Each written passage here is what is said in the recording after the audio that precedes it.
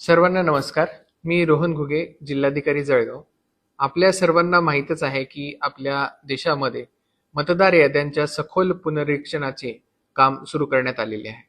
या कामामध्ये 3 टप्पे आहेत आणि त्यामध्ये नागरिकांचा सहभाग हा अत्यंत महत्त्वाचा आहे. सर्वात पहिल्या टप्प्यामध्ये 2002 मध्ये अशा प्रकारची ऍक्टिव्हिटी यापूर्वी करण्यात आली होती आणि त्यामध्ये जी मतदार यादी तयार झाली होती आणि आत्ताच झालेल्या लोकसभा आणि विधानसभेच्या निवडणुकामध्ये 2024 ची मतदार यादी तयार झालेली आहे.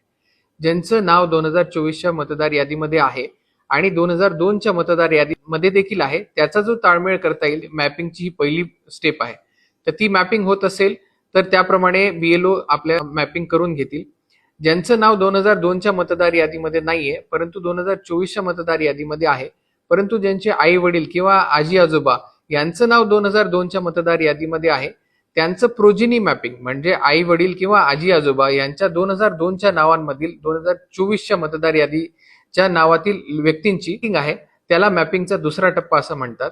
आणि या दोन्ही टप्प्यांमध्ये जे व्यक्ती आढळून येणार नाहीत असे 2024च्या मतदार यादीमधील व्यक्तींची नावं ही अनमॅप्ड नावं असतील, त्यांच्या ठिकाणी बीएलओ हे प्रत्यक्ष हाऊस व्हिजिट किंवा ग्रहभेटी करून हे भेट देतील आणि त्यानंतर मग त्यांची जी मॅपिंग आहे, जी प्रोजिनी मॅपिंग किंवा इतर कुठल्या पद्धतीची मॅपिंग आहे, ती बीएलओच्या प्रत्यक्ष व्हिजिट नंतर 2024च्या मतदारसंघातल्या मतदार यादीमधल्या अनमॅप्ड लोकांची मॅपिंग होणार आहे.